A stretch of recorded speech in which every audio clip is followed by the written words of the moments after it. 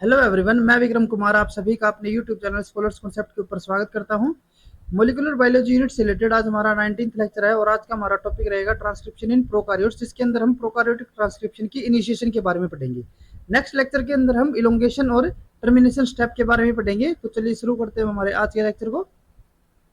सबसे पहले अगर हम बात करते हैं प्रोकार्योटिक ट्रांसक्रिप्शन की, तो इसके अंदर इन prokaryotic cell polymerase initiate transcription only at the promoter site. हमने बताया था लास्ट लेक्चर के अंदर कि जो हमारा डीएनए होता है, डीएनए के अंदर हमारी एक प्रमोटर साइट होती है। जैसे कि हमारी यहाँ पे एक प्रमोटर साइट हो गई, तो जो हमारा पॉलीमरेज एंजाइम होता है, पॉलीमरेज कौन सा, आरएनए पॉलीमरेज, वो जाके इस पर्टिकुलर साइट के ऊपर बाइंड करेगा और यहाँ से वो ट्रांसक्रिप्शन के प्रोसेस को स्टार्ट करेगा। यूं नहीं है कि हमारा जो पॉलीमरेज है वो रैंडमली कहीं पे भी जाके बाइंड कर लेगा और वहां से वो ट्रांसक्रिप्शन को स्टार्ट करेगा, ऐसा नहीं होता। उसके लिए हमारी पर्टिकुलर साइट्स रहती है। और जो हमारा ये आरएनए पॉलीमरेज है, जो हमारी ये प्रोमोटर साइट से ट्रांसक्रिप्शन को स्टार्ट कर रहा है, तो उसके लिए हमारे अलग अलग फैक्टर्स भी यहाँ पे काम आते हैं, जो कि इस पर्टिकुलर आरएनए पॉलीमरेज की पर्टिकुलर प्रोमोटर साइट के ऊपर बाइंडिंग के अंदर हेल्प करेंगे। ठीक है, और यहाँ से वो ट्रांसक्रिप्शन को वो स्टार्ट करवाने में भी हेल्प करते हैं। The initiation factor called sigma adds with the core enzyme and convert it into the form that initiate transcription only at the promoter। अब यहाँ पे क्या होता है कि जो हमारा आरएनए पॉलीमरेज होता है वो हमारा किसके साथ बाइंड करता है, वो करेगा हमारा सिग्मा के साथ। सिग्मा फैक्टर होता है हमारा एक, ठीक है।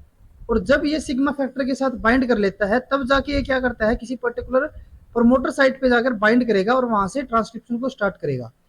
हमारा जो पॉलीमरेज होता है ना, वो यूं नहीं है कि वो डायरेक्टली एक पर्टिकुलर साइट या फिर हमारी एक पर्टिकुलर प्रमोटर साइट के ऊपर चला जाएगा। उसको वहां पे ले जाने के लिए हमारे कौन से होते हैं, डिफरेंट फैक्टर्स होते हैं। ठीक है, जैसे कि हमारा सिग्मा फैक्टर हो गया। सिग्मा फैक्टर क्या करेगा, पर्टिकुलर आरएनए पॉलीमरेज को, जैसे कि हमारा आरएनए पॉलीमरेज है, इसको पर्टिकुलर किसी प्रमोटर साइट पे लेके जाएगा। ठीक है, तो जो हमारा ये सिग्मा फैक्टर होता है वो हमारा बहुत इंपॉर्टेंट होता है किसी पर्टिकुलर प्रमोटर की साइट की रिकॉग्निशन के लिए। ठीक है, क्योंकि अगर हमारा यहाँ पे सिग्मा फैक्टर नहीं होगा, तो जो हमारा आरएनए पॉलीमरेज होगा वो किसी पर्टिकुलर या फिर किसी भी हमारे प्रमोटर के ऊपर बाइंड नहीं कर पाएगा। ठीक है, उसके बाद this combined form with the enzyme is called RNA polymerase holo enzyme. अब जो हमारा आरएनए पॉलीमरेज था, ठीक है, अब इसके साथ हमारा कौन सा फैक्टर बाइंड होता है, सिग्मा फैक्टर। ठीक है, और जब ये इसके साथ बाइंड हो जाता है तो उसको हम क्या कहते हैं, आरएनए पॉलीमरेज होलो एंजाइम। ठीक है, हमारा जो आरएनए पॉलीमरेज के कोर एंजाइम कौन कौन से होते थे, हमारा अल्फा की 2 यूनिट होती थी, एक हमारी बीटा और एक बीटा डैश और एक ओमेगा होती थी। इसके साथ जब हमारा सिग्मा फैक्टर भी यहाँ पे ऐड हो जाएगा तो वो हमारा क्या हो जाएगा, आरएनए पॉलीमरेज होलो एंजाइम। और जब तक ये ऐड नहीं होगा तब तक वो क्या कहलाएगा, कोर एंजाइम।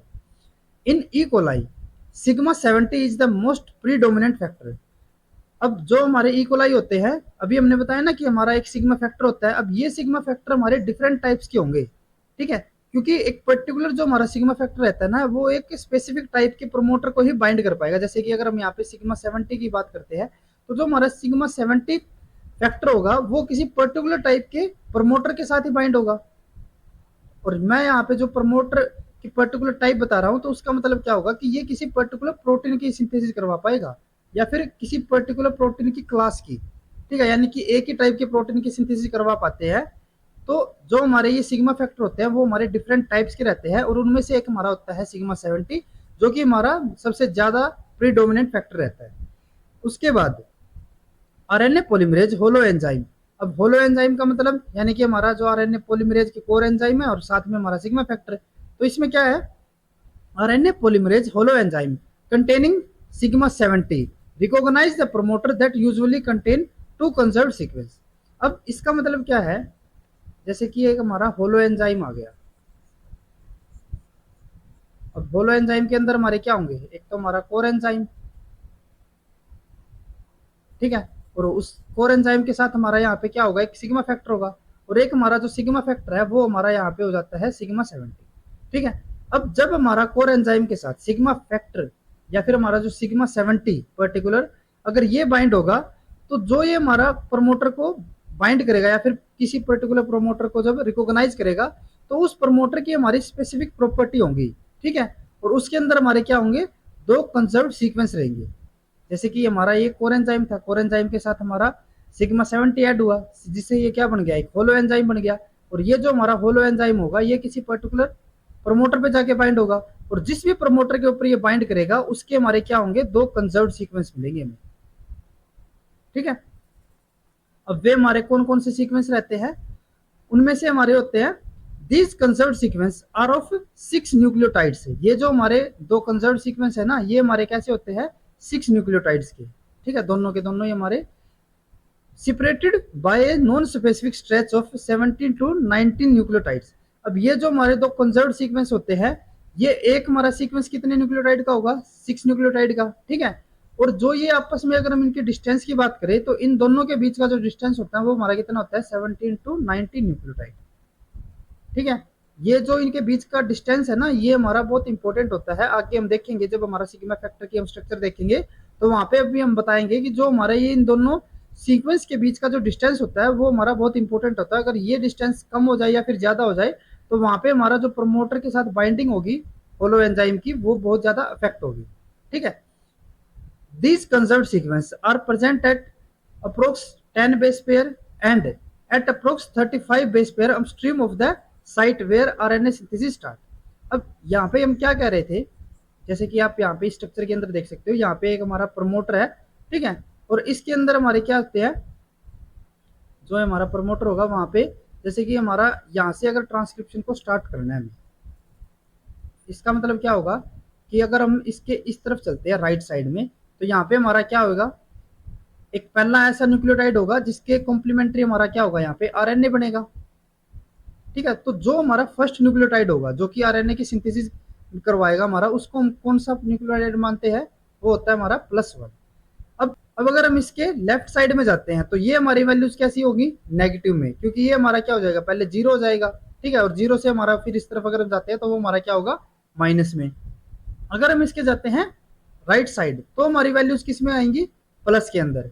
जैसे कि अगर मैं यहाँ पे -10 की बात कर रहा हूँ, 10 बेस पेयर माइनस, तो उसका मतलब क्या होगा कि ये जो हमारा +1 है उससे हमारे 10 न्यूक्लियोटाइड लेफ्ट साइड में। ठीक है, और जो ये हमारे लेफ्ट साइड की हम बात कर रहे हैं या फिर जो हमारे ये माइनस में अगर बेस पेयर होते हैं तो उनको हम किस में मानते हैं, अपस्ट्रीम में, यानी कि ऊपर की तरफ। ठीक है, जो हमारा ये +1 था उससे लेफ्ट साइड में वो हमारे कौन से होंगे, अपस्ट्रीम में। और अगर हम इसके राइट साइड की बात करें तो वो हमारे कैसे होंगे, डाउनस्ट्रीम में। अभी हमने क्या बताया कि जो हमारा यहाँ पे एक प्रमोटर साइट होती है, प्रमोटर साइट के अंदर हमारे क्या होंगे, जैसे कि ये हमारी पर्टिकुलर प्रमोटर साइट होगी। अब प्रमोटर साइट के अंदर हमारे दो कंजर्व्ड सीक्वेंस रहते हैं। ठीक है, और ये हमारे कितने बेस पेयर के होंगे, सॉरी कितने न्यूक्लियोटाइड्स के होंगे, ये होंगे हमारे 6 न्यूक्लियोटाइड्स के। ये भी हमारा 6 न्यूक्लियोटाइड का, और इनके बीच का जो डिस्टेंस होता है वो हमारा कितना रहेगा, अराउंड 17 टू 90। अब ये जो हम अराउंड 17 टू 90 बात कर रहे हैं, अलग अलग प्रोकार्योट्स के अंदर ये हमारा डिस्टेंस अलग अलग हो सकता है, लेकिन जो इनकी अप्रोक्स वैल्यू रहेगी वो हमारी कितनी रहेगी, 17 टू 19 बेस पेयर की। ठीक है, तो ये जो हमारे सीक्वेंस रहते हैं ये हमारे किस पोजीशन के ऊपर होते हैं, ये जैसे कि अभी हमने बताया ना कि जहां से हमारी ट्रांसक्रिप्शन स्टार्ट होगी उसको हम क्या कहते हैं, +1। तो ये हमारे इसके अपस्ट्रीम में कौन सी पोजीशन के ऊपर, अराउंड 10 बेस पेयर, यानी कि इससे हमारे अराउंड 10 बेस पेयर, यानी कि ये कौन सा हो जाएगा हमारा, -10। और एक दूसरी जो हमारी साइट होती है, अभी हमने बताया ना कि हमारे दो कंजर्व्ड सीक्वेंस होते हैं, तो पहला हमारा कहाँ पे मिलेगा हमें, -10 बेस पेयर पे या फिर -10 पोजीशन पे, और दूसरा हमें मिलता है यहाँ पे -35 पोजीशन पे। ठीक है, उसके बाद the sequence are thus called -35 and -10 region. तो ये हमारे जो पर्टिकुलर सीक्वेंस है, जैसे कि हमारा -10 वाला सीक्वेंस है उसको हम क्या कहते हैं, -10 रीजन, और जो हमारा 35 वाला है उसको हम क्या कहेंगे, -35 रीजन, या फिर इसको हम -35 एलिमेंट भी कह सकते हैं, जिससे कि इसको भी हम -10 एलिमेंट्स भी बोल सकते हैं। These are also called consensus sequence, और इन्हीं के जो हमारे सीक्वेंस रहते हैं उनको हम क्या कहते हैं, कॉन्सेंसस सीक्वेंस। अब उसके बाद अभी हमने बताया ना कि हमारे एक -10 होता है, एक हमारा -35 होता है, जैसे कि इस स्ट्रक्चर के अंदर आप देख सकते हो, ये हमारा यहाँ से अगर ट्रांसक्रिप्शन स्टार्ट हो रही है तो ये हमारा कौन सा हो गया, +1 हो गया। ठीक है, और इससे अपस्ट्रीम में हमारे कौन से होंगे, एक हमारा -10 होगा और एक हमारा कौन सा होगा, -35। और ये दोनों के दोनों हमारे एलिमेंट कैसे होंगे, 6 न्यूक्लियोटाइड्स के। ठीक है, इनके अलावा अलग अलग हमारे और भी यहाँ पे एलिमेंट रहते हैं, जैसे कि एक हमारा होता है यूपी एलिमेंट, या फिर इसको अप एलिमेंट भी कहते हैं। इसमें क्या होता है, an additional DNA element called up element that binds RNA polymerase is found in some strong promoters. ये हमारा किसका रीजन है, प्रमोटर्स का रीजन है। ठीक है, और प्रमोटर से हमारे अपस्ट्रीम की तरफ या फिर हमारे जो स्टार्टिंग साइट है उसके हमारे अपस्ट्रीम में क्या मिलता है, हमें एक अप एलिमेंट मिलेगा जो कि हमारा किसके साथ बाइंड करता है, आरएनए पॉलीमरेज के साथ बाइंड करेगा। और ये जो हमारा अप एलिमेंट होता है वो हमें मैक्सिमम कहाँ पे देखने को मिलेगा, जो वहाँ पे हमारा प्रमोटर जो होगा वो स्ट्रॉन्ग होगा। ठीक है, यूं नहीं है कि हमारा हर एक हर एक प्रोकारियोट्स के अंदर हमें अप एलिमेंट मिलेंगे, कुछ केसेस में हमें मिलते हैं, कुछ केसेस में ये नहीं मिलेंगे। ठीक है, this up element increase polymerase binding with providing A additional specific interaction between the enzyme and DNA. तो जो ये हमारा अप एलिमेंट होता है ये क्या प्रोवाइड करवाता है, हमारा जो हमारा पॉलीमरेज होगा और जो हमारा डीएनए है इन दोनों के बीच में बाइंडिंग एफिशिएंसी को और ज्यादा इंप्रूव करेगा। ठीक है, जैसे आप यहाँ पे स्ट्रक्चर देख सकते हो, ये हमारा यहाँ पे जो -35 है इससे भी हमारा अपस्ट्रीम क्या मिलता है, हमें यहाँ पे अप एलिमेंट मिलेगा। ठीक है, उसके अलावा एक और हमारा एलिमेंट होता है एक्सटेंडेड -10 एलिमेंट। ठीक है, अब इसमें क्या होगा, जैसे कि नाम से पता चल रहा है हमारा -10 को एक्सटेंड किया गया है। ठीक है, तो जैसे कि यहाँ पे हमारा -10 रीजन था और जिस अब इसको अगर एक्सटेंड कर देते हैं तो वो हमारा कौन सा होता है, एक्सटेंडेड -10 एलिमेंट। ठीक है, इसमें क्या होता है, some class of sigma 70 promoter lack -35 region and instead has so called extended -10 element. अब कुछ हमारे प्रमोटर्स रहते हैं, अभी हमने बताया ना कि ये हमारा किसका रीजन है, प्रमोटर का ही रीजन है। तो कुछ हमारे प्रमोटर ऐसे होते हैं जिसके अंदर हमारा जो -35 रीजन होता है वो हमारा मिसिंग रहेगा, वो यहाँ पे प्रेजेंट नहीं होगा। तो इसकी कमी को पूरा करने के लिए यहाँ पे क्या होता है, हमारा एक्सटेंडेड -10 एलिमेंट रहेगा। ठीक है, this element compensate for the absence of -35 region, यानी कि ये जो हमारा -35 वाला रीजन था उसको कंपनसेट करने के लिए हमारा यहाँ पे एक्सटेंडेड -10 एलिमेंट होता है। उसके अलावा हमारा एक और यहाँ पे एलिमेंट होता है जिसको हम कहते हैं डिस्क्रिमिनेटर एलिमेंट। ये क्या होता है, it is present down stream from -10 element. जो हमारा एक्सटेंडेड -10 एलिमेंट था ये हमारा कहाँ पे था, अपस्ट्रीम की तरफ। ठीक है, और जो हमारा डिस्क्रिमिनेटर एलिमेंट होगा ये हमारा कहाँ पे मिलता है, हमें -10 एलिमेंट के डाउन स्ट्रीम में, यानी कि राइट साइड में। ठीक है, इसमें क्या होगा, the interaction between discriminator and polymerase influence the stability of complex between the enzyme and the promoter. अब ये भी हमारा क्या करता है, ये हमारा जो पॉलीमरेज एंजाइम आएगा उसके साथ बाइंडिंग के अंदर एफिशिएंसी को इंप्रूव करता है, या फिर ये जो हमारा एलिमेंट रहता है ना ये हमारा पर्टिकुलर जो जिसके अंदर ये हमारा प्रेजेंट होगा उनके अंदर ये ट्रांसक्रिप्शन प्रोसेस को इनिशिएट करवाने के अंदर भी हेल्प करता है। ठीक है, उसके बाद हम बात करते हैं पर्टिकुलर सिग्मा 70 की स्ट्रक्चर और फंक्शंस के बारे में। तो it mediate the binding of polymerase enzyme with promoter. तो हमने जैसे बताया था ना कि जो हमारे सिग्मा फैक्टर्स होते हैं वो हमारे क्या करते हैं, पॉलीमरेज को, जैसे कि यहाँ पे हमारा ये पॉलीमरेज हो गया, पॉलीमरेज को डीएनए के साथ बाइंडिंग के अंदर हेल्प करेंगे और उनके बीच में ये एज एन इंटरमीडिएट काम करते हैं। ठीक है, अगर हमारे ये प्रमोटर नहीं होंगे, सॉरी अगर ये हमारे यहाँ पे सिग्मा फैक्टर्स नहीं होंगे तो ये हमारा जो पॉलीमरेज है वो डीएनए के साथ बाइंड नहीं कर पाता, या फिर अगर बाइंडिंग भी करेगा तो बहुत ही वो वीक बाइंडिंग होगी। ठीक है, it is divided into 4 region called as sigma region 1 to sigma region 4। अब इसके अंदर क्या है कि जो हमारा ये सिग्मा 70 होता है इसके हमारे टोटल 4 रीजन रहते हैं। पहला हमारा होता है सिग्मा रीजन 1, एक हमारा होता है सिग्मा रीजन 2, एक हमारा होगा सिग्मा रीजन 3 और एक हमारा होता है sigma region 4। -10 element is recognised by sigma region 2 while -35 element is recognised by sigma region 4। अभी जैसे यहाँ पे आप देख सकते हो कि ये हमारा क्या हो गया, यहाँ पे एक सिग्मा 70 हो गया। ठीक है, तो इसके अंदर हमारे क्या होते हैं, यहाँ पे हमारे होते हैं एक सिग्मा, हमने बताया ना कि अलग अलग रीजन है, जैसे कि हमारा 1 हो गया, सेकंड, थर्ड, फोर्थ। तो जो हमारा -10 एलिमेंट होता है उसके साथ बाइंडिंग हमारा कौन सा करता है, सिग्मा रीजन 2। जैसे कि यहाँ पे आप देख सकते हो, यहाँ पे हमारा सिग्मा रीजन 2 हो गया, ये हमारा किसके साथ बाइंड करेगा, -10 के साथ। और जो हमारा -35 होता है ये किसके साथ बाइंड करता है, सिग्मा 4 के साथ या फिर सिग्मा रीजन 4 के साथ। Region 4 has a DNA binding motif called helix turn helix made up of 2 helix. This motif interact with -35 element by inserting through the major groove.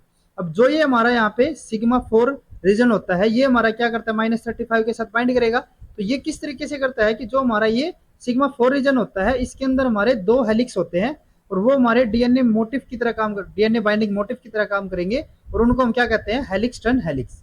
अभी हमने बताया ना कि ये हमारे 2 हेलिक्स होंगे, तो इसके अंदर क्या होगा, हमारा एक हेलिक्स दूसरे हेलिक्स के साथ थ्रो टर्न हमारा ऐड रहेगा। ठीक है, और जो ये हमारा यहाँ पे 4 रीजन है ये हमारा किस तरीके से 35 के साथ बाइंड करता है, ये हमारा करेगा मेजर ग्रूव के थ्रू।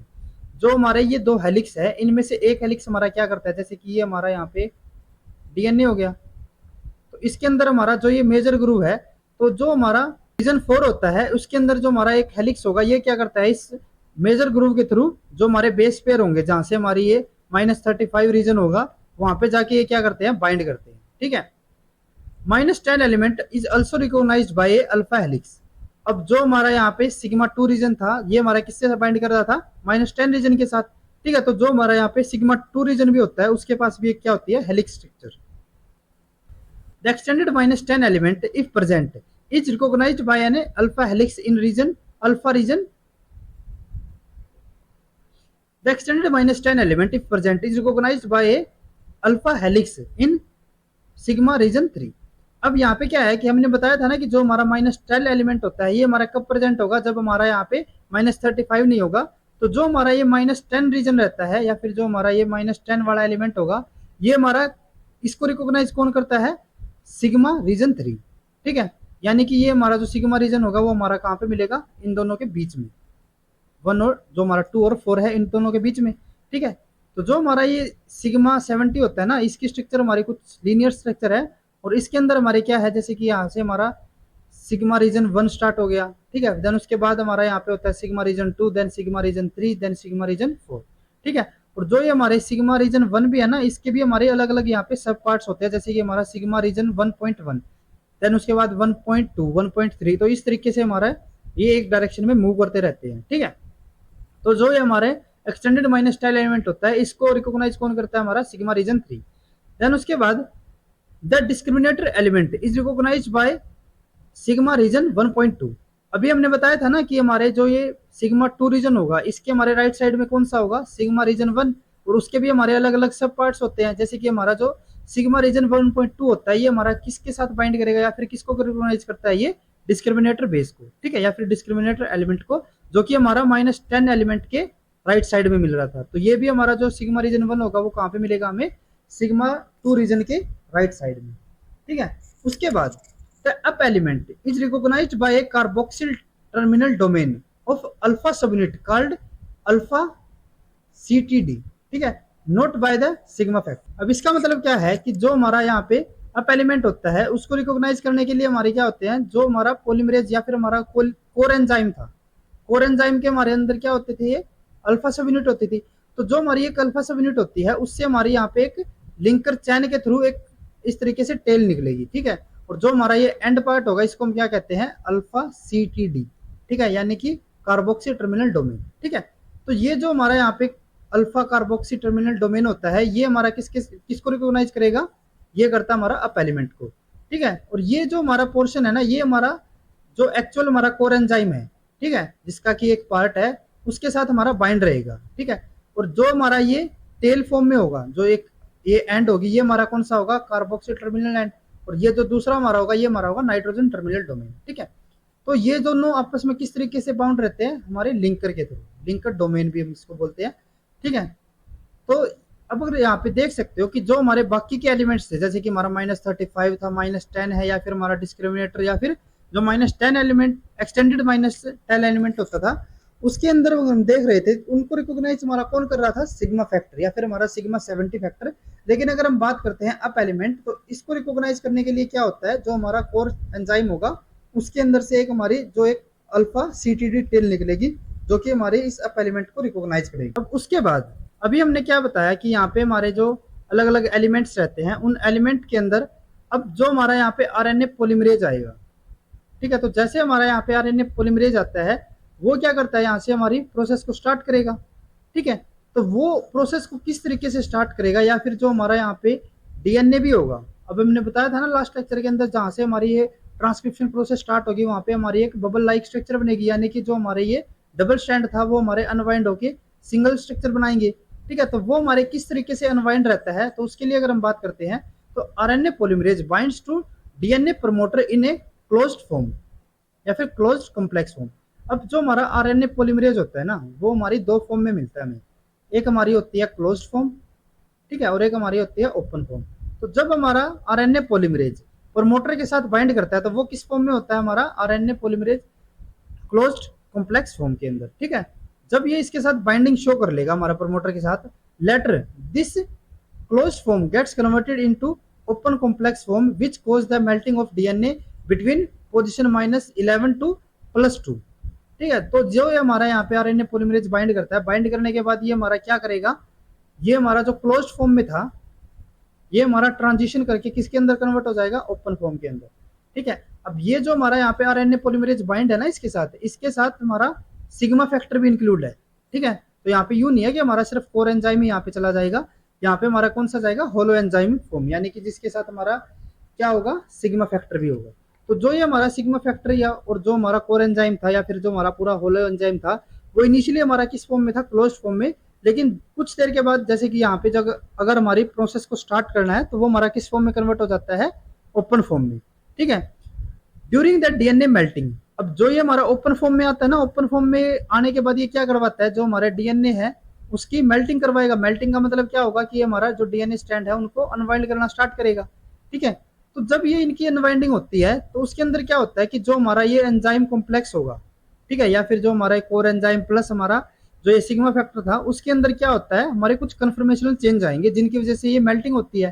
ठीक है, तो वे कन्फर्मेशनल चेंज क्या करते हैं, due to this conformational changes two bases in the non template strand. अब यहाँ पे आपको याद रखना है नॉन टेम्पलेट स्टैंड, ना कि हमारे टेम्पलेट स्टैंड। तो क्या करते हैं, स्टैंड ऑफ -10 एलिमेंट, अब उनकी हमारी पोजीशन दी हुई है यहाँ पे A11 और T7। ठीक है, तो वो क्या करते हैं, हमारे flip out from their base stacking interaction and instead insert into the pocket within the sigma, ये हमारा यहाँ पे S नहीं है, ये हमारा सिग्मा है, sigma protein, where they make more favourable interaction. अब क्या होता है, जैसे कि ये हमारा यहाँ पे प्रोमोटर रीजन था और प्रोमोटर रीजन के अंदर हमारा यहाँ पे क्या है, -10 एलिमेंट है। अब इसके साथ हमारा यहाँ पे क्या बाइंड करेगा आके, जो हमारा आरएनए पॉलीमरेज होगा और उसके साथ हमारा क्या होगा, यहाँ पे सिग्मा फैक्टर भी होगा। और हमने बताया था कि जो हमारी ये इंटरेक्शन करवाता है पॉलीमरेज और डीएनए की, वो कौन करवाता है, सिग्मा फैक्टर। यानी कि इन दोनों के बीच में एक इंटरमीडिएट की तरह हमारा कौन काम करेगा, सिग्मा फैक्टर। ठीक है, तो जो हमारा सिग्मा फैक्टर होता है उसके अंदर हमारे यहाँ पे 2 पॉकेट मिलती है, जैसे कि एक पॉकेट ये हो गई और एक हमारी पॉकेट सिग्मा फैक्टर की ये हो जाती है। तो जब ये हमारा क्लोज्ड फॉर्म में था, जैसे कि यहाँ पे हमारा अभी किस फॉर्म में है, ये क्लोज्ड फॉर्म में है, यहाँ पे डीएनए की मेल्टिंग नहीं हुई थी। ठीक है, डीएनए की मेल्टिंग कब होगी, जब हमारा ये सिग्मा फैक्टर इसके साथ यहाँ पे जाके बाइंड करेगा। तो किस तरीके से करते हैं कि जो हमारा सिग्मा फैक्टर होता है उसके पास यहाँ पे 2 पॉकेट होती है। ठीक है, और ये जो हमारी 2 पॉकेट होगी ना, ये हमारी किस पोजीशन के ऊपर जाके अटैच होती है, पहले हमारी पोजीशन होगी यहाँ पे -7।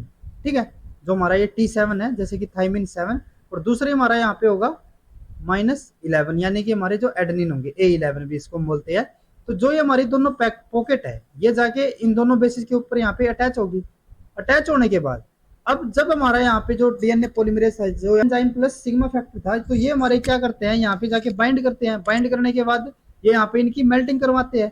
ठीक है, तो मेल्टिंग ये कैसे होती है कि जैसे कि ये हमारा यहाँ पे पॉकेट थे, तो पॉकेट के अंदर जो ये हमारे एंजाइम होते हैं, सॉरी जो ये हमारे बेसिस होंगे, जो हमारे 2 बेसिस है ना, ये हमारे इन पॉकेट के अंदर फ्लिप आउट हो जाते हैं।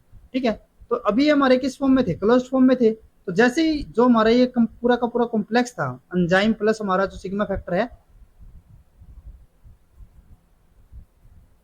तो उसके अंदर जब हमारे कॉन्फर्मेशनल चेंज आएंगे तो उससे क्या होगा कि हमारे जो यहाँ पे 2 बेस है, जो एक हमारा एडेनिन है और एक हमारा यहाँ पे थाइमिन है, वो क्या कर जाते हैं, बेस टेकिंग या फिर जो हमारे हाइड्रोजन बॉन्ड है उनको ब्रेक करके इन पॉकेट के अंदर चले जाते हैं। ठीक है, जैसे कि आप यहाँ पे देख सकते हो कि ये दोनों जो हमारे बेस थे, ये क्या हो गए, यहाँ पे इस पॉकेट में चले गए। और जब ये इस पॉकेट के अंदर चले जाते हैं तो यहाँ से हमारी जो डीएनए स्ट्रैंड है उसकी अनवाइंडिंग होना स्टार्ट हो जाती है। ठीक है, यानी कि ये हमारी प्रोसेस कैसी होगी, एक ट्रांसक्रिप्शन की हम थ्रेशोल्ड बोल सकते हैं कि यहाँ से हमारी जो ट्रांसक्रिप्शन प्रोसेस है अब वो इनिशिएट हो चुकी है। ठीक है, अब इसके अंदर क्या रहता है कि this conversion of closed complex into open complex is irreversible process which guarantee the transcription initiation. अभी हमने क्या बताया कि जैसे ही हमारे जो ये बेस होंगे ये हमारे पॉकेट के अंदर चले जाएंगे, तो उससे हमारा क्या होगा, जो हमारा क्लोज्ड फॉर्म में कॉम्प्लेक्स था पूरा, वो हमारा किस फॉर्म में आ जाएगा, ओपन फॉर्म में। और जैसे ये ओपन फॉर्म में आएगा तो ये प्रोसेस हमारी इरिवर्सिबल होगी। इसका मतलब क्या होगा कि अगर हमारा ये जो कॉम्प्लेक्स था पूरा, वो अगर हमारा ओपन फॉर्म में हो जाता है तो हमारी यहाँ पे जो ट्रांसक्रिप्शन प्रोसेस होगी वो अब स्टार्ट हो जाएगी। अब वहां से बैक जाने का कोई वो नहीं है, यूं नहीं है कि हमारा यहाँ पे वो क्लोज फॉर्म में था और वो हमारा ओपन फॉर्म में आ गया देन दोबारा से वो क्लोज फॉर्म में चला गया, ऐसा नहीं होगा। अगर वो यहाँ पे ओपन फॉर्म में आ जाएगा तो वो आरएनए की सिंथेसिस करेगा ही। ठीक है, दूसरी तरफ अगर हम क्लोज फॉर्म की बात करते हैं तो क्लोज फॉर्म हमारी रिवर्सिबल होगी। इसका मतलब क्या है कि जैसे कि हमारा अगर क्लोज्ड फॉर्म है और वो हमारा डीएनए के ऊपर से आके बाइंड कर लेता है, ठीक है। जैसे कि यहाँ पे हमारा अगर मान के चले कि हमारा क्लोज्ड फॉर्म था, तो जब तक ये हमारी ओपन फॉर्म में कन्वर्ट नहीं होता तब तक ये हमारा कैसा होगा, रिवर्सिबल, यानी कि ये यहाँ पे बाइंड करके, ठीक है। अब जब तक यहाँ पे हमारी जो ओपन फॉर्म है वो नहीं बनी है, तो ओपन फॉर्म बनने से पहले ये क्या हो जाएगा, यहाँ से रिमूव हो सकता है। लेकिन अगर हमारा यहाँ पे ये ओपन फॉर्म में हो जाए, तो ओपन फॉर्म में होने के बाद यहाँ से हमारा बैक जाने का कोई मतलब नहीं है, तो यहाँ से हमारी जो ट्रांसक्रिप्शन प्रोसेस होगी वो चलेगी आगे, ठीक है। उसके बाद after the melting of transcription initiation site DNA template be brought into the polymerase active site. अब जैसे हमारी यहाँ पे मेल्टिंग होगी, तो मेल्टिंग के बाद क्या होगा, जो हमारा डीएनए टेम्पलेट होगा, जहां से हमारी जो प्रोसेस है ट्रांसक्रिप्शन वो हमारी बननी है, या फिर जो हमारा टेम्पलेट स्टैंड है, वो क्या करता है हमारा, वो हमारा जाता है पॉलीमरेज एंजाइम की एक्टिव साइट के अंदर, ठीक है। जहां पे जो हमारी प्रोसेस होगी ट्रांसक्रिप्शन की वो हमारी स्टार्ट होगी, ठीक है। तो जो हमारा टेम्पलेट होगा वो कहाँ पे चला जाएगा, पॉलीमरेज की एक्टिव साइट के अंदर।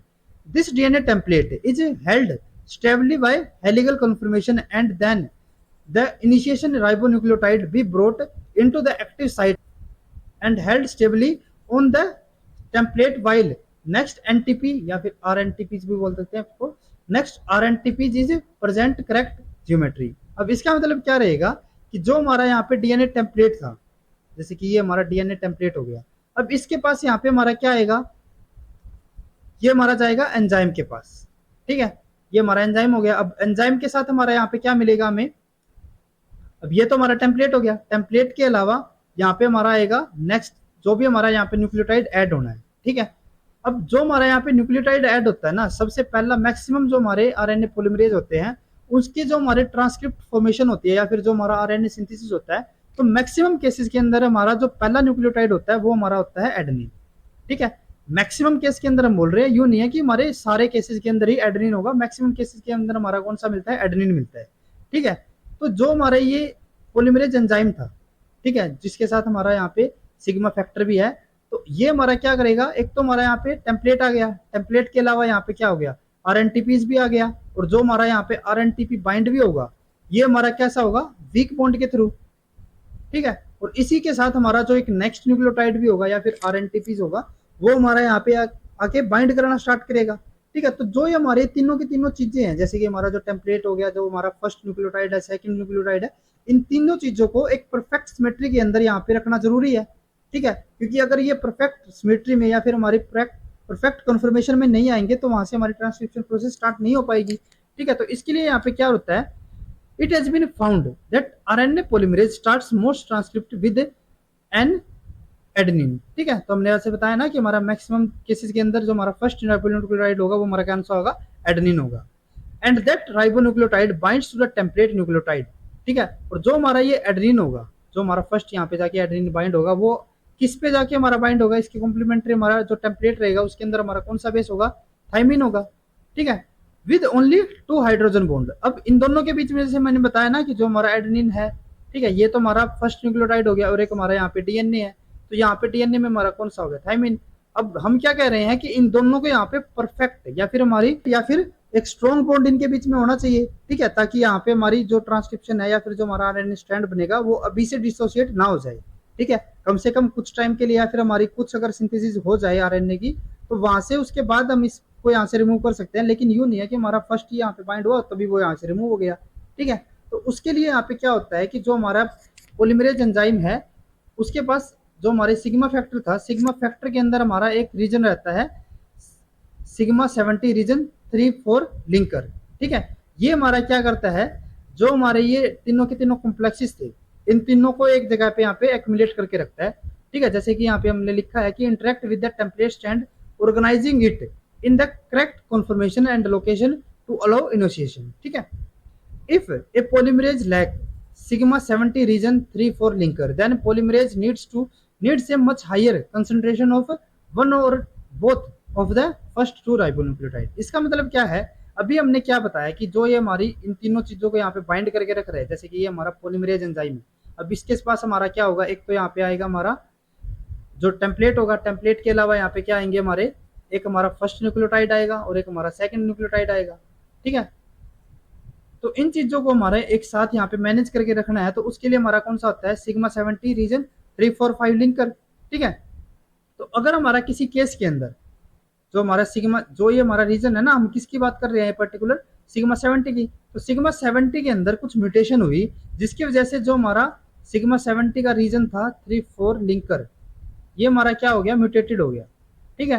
तो अगर किसी केस के अंदर ये हमारा म्यूटेटेड हो जाता है तो यहाँ पे जो हमारी परफेक्ट इनकी बाइंडिंग होनी है, ठीक है, तो वो हमारी यहाँ पे नहीं हो पाएगी।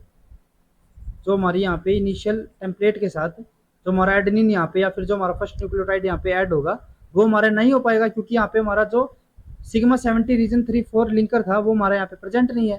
ठीक है। तो उसी के लिए जो सेल होगा जिसके पास की ये जो हमारा रीजन नहीं है, वो उसको क्या करना पड़ेगा, जो हमारे फर्स्ट ट्रू न्यूक्लियोटाइड है उनकी कंसेंट्रेशन यहाँ पे हाई रखनी पड़ेगी, ताकि यहाँ पे अगर हमारा एक बार बाइंड हो गया, बाइंड होने के बाद ये क्या होगा, डिटैच भी हो सकता है। ठीक है। अभी हमने बताया ना कि जो हमारा सिग्मा रीजन 3,4 लिंकर था वही तो इन दोनों की स्ट्रॉन्ग बाइंडिंग करवा रहा था। तो अगर हमारा यही प्रेजेंट नहीं होगा तो इन दोनों के बीच में यहाँ पे स्ट्रॉन्ग बाइंडिंग नहीं होगी। ठीक है। तो जो हमारा इस ऐसा केस रहेगा, या फिर अगर हमारी कोई ऐसी म्यूटेशन हो जाती है जिसके अंदर हमारा जो सिग्मा का रीजन था 3,4 लिंकर वो हमारा म्यूटेटेड हो जाए, तो उससे प्रोटेक्ट करने के लिए या फिर उसको कंपनसेट करने के लिए क्या करना पड़ेगा, जो हमारे फर्स्ट 2 न्यूक्लियोटाइड्स होंगे उनकी कंसेंट्रेशन यहाँ पे हाई रखनी पड़ेगी, ताकि हमारे पर्टिकुलर वही जो हमारे फर्स्ट 2 न्यूक्लियोटाइड है वो जाके यहाँ पे बाइंड कर पाए। उसके बाद हम बात करते हैं अबॉर्टिव आरएनए सिंथेसिस या फिर अबॉर्टिव ट्रांसक्रिप्शन। ये क्या होता है, before the transcription elongation stage. जब हमारी यहाँ पे अभी क्या चल रही है प्रोसेस, हमारी इनिशिएशन प्रोसेस चल रही है। ठीक है। तो इनिशिएशन प्रोसेस के अंदर ही इलोंगेशन स्टेप आने से पहले DNA polymerase produce and release short RNA transcript of less than 10 nucleotides in the transcription initiation. अब हम यहाँ पे क्या कह रहे हैं कि जो हमारा आरएनए पॉलीमरेज है ये क्या करता है, जब यहाँ पे हमारी इनिशिएशन प्रोसेस चल ही रही थी और इलोंगेशन के अंदर ये स्टेज जाने वाली थी, उससे पहले ये क्या करेगा, ये हमारा कुछ शॉर्ट आरएनए ट्रांसक्रिप्ट बनाएगा। ठीक है। और उनको बनाने के बाद ये उनको यहाँ पे रखेगा तो नहीं, ठीक है, ये बल्कि यहाँ क्या कर देता है, इसको रिलीज कर देगा। ठीक है। और रिलीज करने के बाद ये क्या करेगा, दोबारा से हमारा जो +1 रीजन है वहां से ट्रांसक्रिप्शन को स्टार्ट करेगा। और फिर उसके बाद अब यहाँ पे पहले तो हमारा क्या हो गया, यहाँ पे एब्जॉर्प्शन हो गया इसका आरएनए सिंथेसिस का। ठीक है। या फिर हमारी जो ट्रांसक्रिप्शन प्रोसेस की इनिशिएशन थी उसका अबॉर्शन हो जाएगा। ठीक है। तो उसको हम क्या कहते हैं, अबॉर्टिव आरएनए सिंथेसिस। और एक बार यहाँ पे इनका अबॉर्शन होने के बाद फिर क्या होगा, जो हमारा पूरा का पूरा जीन है या फिर जो हमारा पर्टिकुलर एमआरएनए या फिर जो हमारे दूसरे टाइप के आरएनए है उनकी कंप्लीट यहाँ पे सिंथेसिस हो जाती है। ठीक है। तो इनिशियल जो हमारा यहाँ पे स्टैंड बनता है उसको यहाँ पे रिलीज कर दिया जाता है, उसी को हम क्या कहते हैं, अबॉर्टिव आरएनए सिंथेसिस। तो उसके लिए हमारे 3 अलग अलग मॉडल रहते हैं, जो हमने अभी बताया ना कि ये हमारा एक शॉर्ट न्यूक्लियोटाइड या फिर हमारा शॉर्ट स्टैंड को यहाँ पे सिंथेसिस करेगा और उसको यहाँ से रिलीज कर देता है। तो उसके लिए हमारे यहाँ पे 3 मॉडल होते हैं इस मैकेनिज्म के लिए। पहला हमारा मॉडल होता है ट्रांजिट एक्सक्यूशन मॉडल। इसमें क्या होता है, according to this model polymerase escape the promoter and translocate a short way along the DNA template, synthesizing a short transcript before aborting transcription and the release of transcript, after which it returns to the original location on the promoter। इसका मतलब क्या है, जो हमारा transit एक्सक्यूजन होता है उसके अंदर हम क्या कह रहे हैं कि जो हमारा ये पोलिमरेज था ये क्या करता है, हमारी यहाँ पे +1 से प्रोसेस स्टार्ट होगी, ये हमारा यहाँ पे प्रोसेस को स्टार्ट कर देगा और ये फर्दर आगे मूव करना स्टार्ट करेगा। और ये हमारा कहाँ तक जाएगा, अराउंड 10 न्यूक्लियोटाइड तक चला जाएगा, यानी कि +10 तक चला जाएगा, या फिर हमारा +11 भी हो सकता है, +12 भी हो सकता है। एक हमारा शॉर्ट यहाँ पे आरएनए सिंथेसिस कर देगा और उसके बाद इसको याद आएगा कि ये तो हमारा गलत हो गया, या फिर हमारा जैसे भी जो प्रोसेस है यहाँ पे इसका अबॉर्शन करवाना था, तो ये हमारा क्या करता है, यहाँ से इसको आरएनए को रिलीज करके वापस हमारा +1 पॉइंट या फिर जो हमारा ट्रांसक्रिप्शन इनिशिएशन साइट है वहां पे जाके बाइंड कर लेगा और वहां से दोबारा से क्या करेगा, आरएनए की सिंथेसिस स्टार्ट करेगा। ठीक है। तो ये हमारा कौन सा था, ट्रांजिट एक्सक्यूशन मॉडल। ठीक है। जिसके अंदर हमारा जो आरएनए पॉलीमरेज था वो हमारा फॉरवर्ड और बैकवर्ड मूव कर रहा था। उसके बाद दूसरा हमारा मॉडल होता है यहाँ पे इंच वॉर्मिंग मॉडल। इसमें क्या होगा, according to this model polymerase has a module at the front of the enzyme which contain the active site and move downstream, synthesizing a short transcript before aborting. After abortion it retract to the body of the enzyme still at the promoter। अब इसका मतलब क्या है, अभी हम पीछे क्या कह रहे थे, जो हमारा ट्रांजिट मॉडल था उसके अंदर हम कह रहे थे कि हमारा जो पूरा का पूरा आरएनए पॉलीमरेज है वो हमारा फर्दर आगे मूव करता है, प्रमोटर साइट को यहाँ पे पीछे स्केप करके चला जाता है। और जब यहाँ पे आरएनए की सिंथेसिस जो एक शॉर्ट स्ट्रैंड बनाएगा उसको यहाँ से रिलीज करके दोबारा से हमारा इनिशियल साइट पे आ जाता है। ठीक है, तो इसके अंदर तो हम क्या कर रहे थे कि हमारा का पूरा जो पॉलीमरेज होगा वो हमारा मूव करते हैं या फिर हमारा फॉरवर्ड और बैकवर्ड मूव करेगा। लेकिन जो हमारा इंच वॉर्मिंग है वो क्या कहता है कि जो हमारा ये पॉलीमरेज है ये हमारे इसके अंदर दो अलग अलग मॉड्यूल होते हैं, एक हमारा बैकवर्ड हो गया, एक हमारा फॉरवर्ड हो गया। ठीक है, तो जो हमारा फॉरवर्ड होगा इसके अंदर होती है यहाँ पे एक्टिव साइट। ठीक है, ये हम किस मॉडल की बात करें, इंच वॉर्मिंग मॉडल की।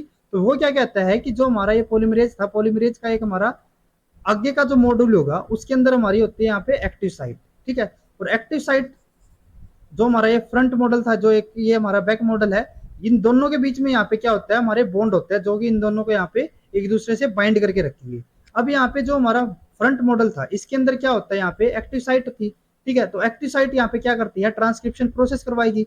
तो इसके अंदर क्या कह रहे हैं हम कि जो हमारे ये दो मॉड्यूल है, तो एक मॉड्यूल तो हमारा कहाँ पे रहता है, प्रमोटर साइड पे ही, और जो हमारा दूसरा मॉड्यूल है वो हमारा या फिर जो हमारा फ्रंट मॉड्यूल है वो क्या करेगा, आगे मूव करना स्टार्ट करेगा। ठीक है, जैसे कि यहाँ पे हम देख सकते हैं, यहाँ पे क्या हुआ, जो हमारा एक मॉड्यूल है वो तो हमारा प्रमोटर साइड पे और दूसरा मॉड्यूल क्या हो गया, हमारा आगे चला गया। और यहाँ पे कुछ स्टैंड की या फिर हमारा एक शॉर्ट स्टैंड की सिंथेसिस के बाद ये क्या करेगा, उसको रिलीज कर देगा और दोबारा से ये कहाँ पे आ जाएगा, हमारा प्रमोटर के साथ जो मॉड्यूल था ना वापिस उसी के साथ जाके ये बाइंड कर लेगा। ठीक है, ये हमारा कौन सा था, इंच वॉर्मिंग। देन उसके बाद हमारा आता है स्क्रंचिंग मॉडल। इसमें क्या है, according to this model the enzyme remain stationary and pull the DNA into itself. Due to this the DNA gets accumulated within that enzyme as single strand bulge. This is the most accepted model. अब इसका मतलब क्या है, अभी हम जो कह रहे थे पहले, जो हमारा ट्रांजिट था या फिर हमारा जो इंच वॉर्मिंग था उसके अंदर मूवमेंट हमारा कौन कर रहा था, जो हमारा पॉलीमरेज था।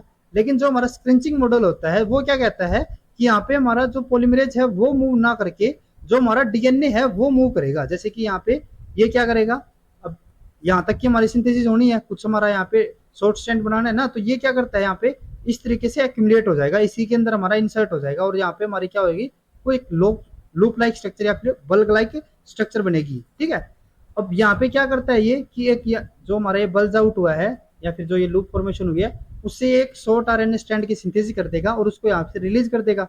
और रिलीज करने के बाद जो ये हमारा यहाँ पे लूप बना हुआ है, इस लूप को यहाँ से ये क्या कर देता है, रिमूव कर देता है और दोबारा से हमारा यहाँ पे प्रोसेस जो होगी वो स्टार्ट हो जाती है। ठीक है, तो ये जो हमारा लास्ट मॉडल था ना, ये हमारा सबसे ज्यादा एक्सेप्टेड इन तीनों में से रहता है। तो आज के लेक्चर में बस इतना ही। नेक्स्ट लेक्चर के अंदर हम प्रोकैरियोटिक ट्रांसक्रिप्शन की इलोंगेशन और टर्मिनेशन के बारे में पढ़ेंगे। तो अगर आपको ये वीडियो यूजफुल लगी हो तो please like and share this video, और मोलिकुलर बायोलॉजी से रिलेटेड इसी तरह के कॉन्सेप्ट्स करने के लिए please subscribe to our YouTube channel scholars concept. Thank you.